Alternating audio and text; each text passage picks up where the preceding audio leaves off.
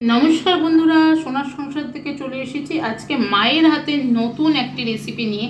হচ্ছে পাবদা মাছ হলুদ নুন দিয়ে ভালো করে মাখানো। দেখতেই পাচ্ছ, এটা আজকে মা রান্না করবে। আর বন্ধুরা, এটা সর্ষে দিয়ে রান্না হবে, সাদা সর্ষে, কালো সর্ষে আর কাঁচা লঙ্কা দিয়ে দিয়ে এই বাটাটা মিক্সিতে করা হয়েছে। চলো দেখতে থাকো, সঙ্গে থাকো বন্ধুরা।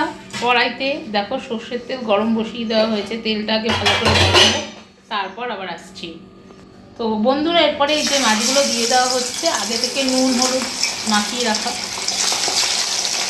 পরে মা দেখো কিভাবে ফুটছে, দেখতে পাচ্ছ? আমি একদম দূর থেকে ক্যামেরা করছি। বাবা কি তেল ছেড়কাচ্ছে একেবারে। ভালো করে একটু ভিজে নেবে, কড়া কড়া করে না, সামান্য একটু ভাজা। ওরে বাবা,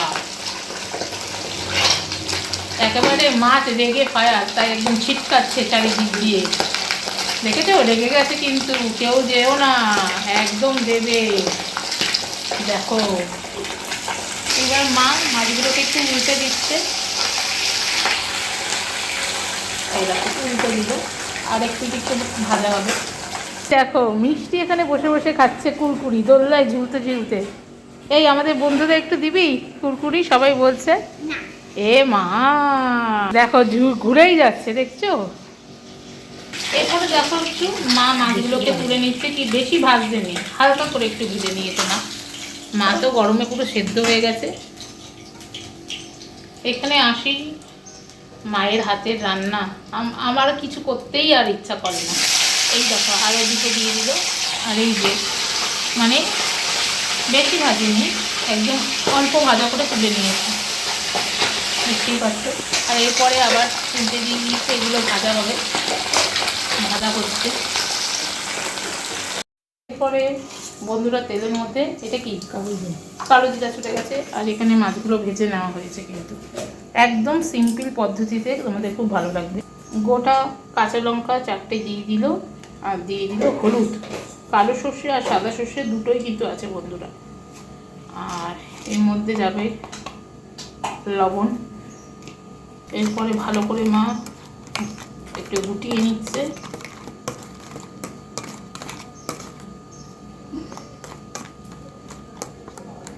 কালারটা খুব সুন্দর চলে এসেছে।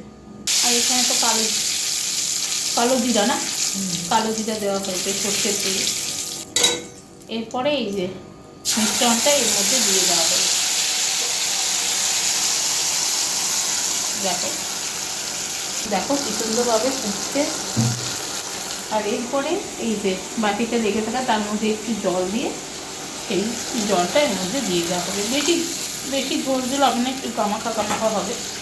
আপনারা চাইলে ঝোল ঝোলও করতে পারেন, কিন্তু এইটা একটু গামাখা করলেই ভালো লাগে। আর এখানেই যে মাছগুলো একদম ভেজে রাখা হয়েছে। বেশি কড়া ভাজা কিন্তু করবেন না, তাহলে ভালো লাগবে না, অল্পতে ভাজবে। একটু সামান্য ব্যালেন্সের জন্য চিনি দিয়ে দেওয়া হবে। আর এই যে আগে থেকে ভেজে রাখা পাবদা মাছগুলো এরপরে এর মধ্যে দিয়ে দেওয়া হবে আস্তে আস্তে। দেখতে পারলে এইভাবে আস্তে আস্তে দিয়ে দেওয়া হবে।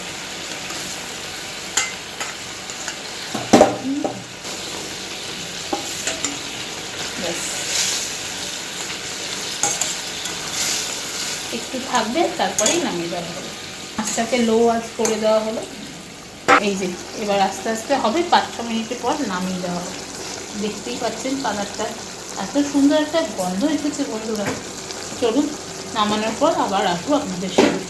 বন্ধুরা নামিয়ে নেওয়ার পালা। তার আগে একটু কাঁচা সর্ষের তেল ওপর দিয়ে নেওয়া হলো, যাতে ভালো লাগে অল্প করে। এই যে এরপর কিন্তু নামিয়ে নেওয়া হবে। কমপ্লিট, আজকে সর্ষে পাবদা রেডি হয়ে গেছে। সর্ষে পাবদা ওফ, এবার নামিয়ে নেবে মা। এরপরে মা আস্তে আস্তে নামিয়ে নিচ্ছে। এত সুন্দর একটা গন্ধ বেরোচ্ছে বন্ধুরা।